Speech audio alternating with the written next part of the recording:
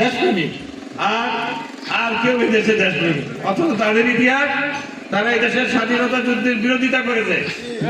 তারা আল-বদর রাজাকার, তারা আল-শামস তারা সৃষ্টি করেছে, মা মন্দির সম্ভ্রম তারা লুণ্ঠন করেছে।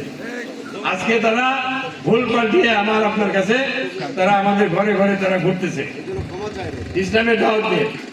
তারা দেশপ্রেমিক হিসাবে দাবি করেছে, কিন্তু স্বাধীনতা যুদ্ধে তাদের কৃতকর্মের জন্য আজ পর্যন্ত তারা ক্ষমা ভিক্ষা করে নাই।